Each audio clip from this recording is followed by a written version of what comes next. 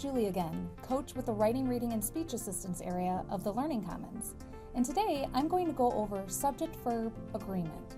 When writing your sentences, you need to make sure that your subject and verb agree in number. In other words, if your subject is singular, your verb needs to be singular.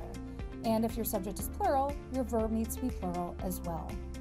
But how do you determine when your subject is singular or plural? I'm going to help with that. Some subjects are always singular, 3 in particular. Whenever you use a collective noun,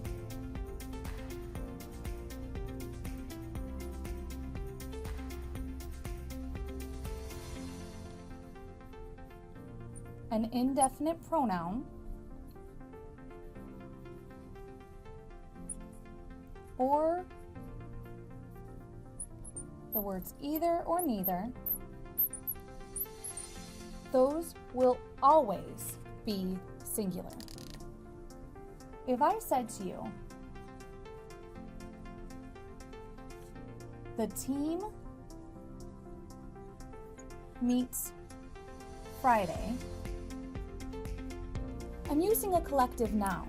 A collective noun is a word that encompasses a group of people acting as one entity or one team. Other words like committee, organization, or class all do the same thing. Collective nouns will always be singular.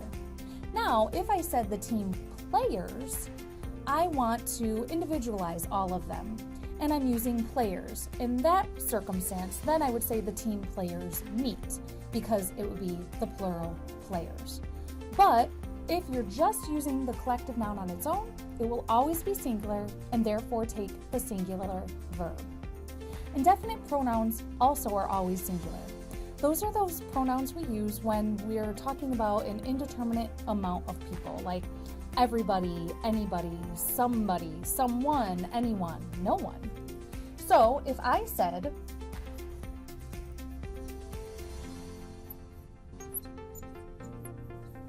nobody seems to mind. My subject is nobody. It's an indefinite pronoun. I don't know how many people I'm talking about. Therefore, it would take the singular verb. Again, with either or neither, they will always be singular. So if I said,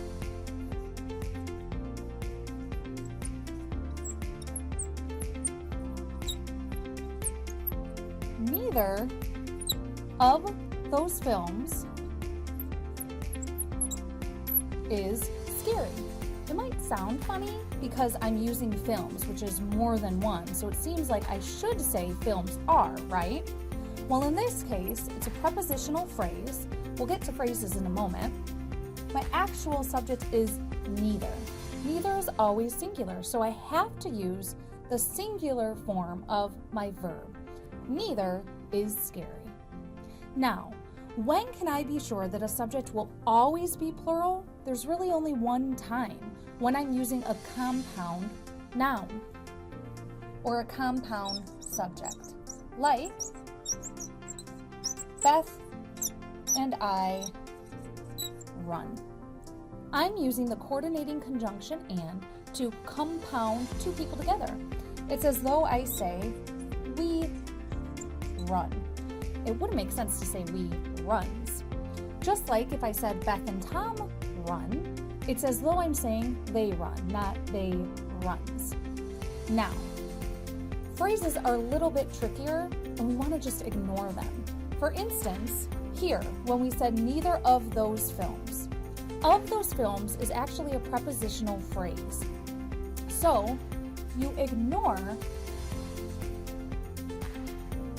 your prepositional phrases when determining what your subject is. Why? Well, because the word films is actually the object of the preposition of. So we would ignore it, and in this case, we have neither. Let's say I wrote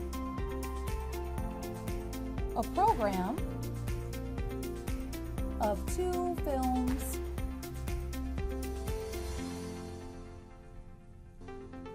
is shown. In this case, I have of 2 films. We ignore it because films here is the object of the preposition of. So we have to go to program. Program is singular, therefore we use the singular is. So that's a prepositional phrase, but there are other phrases. Let's say I said,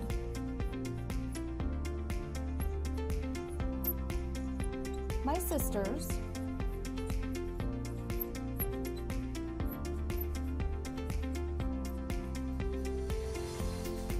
along with my mom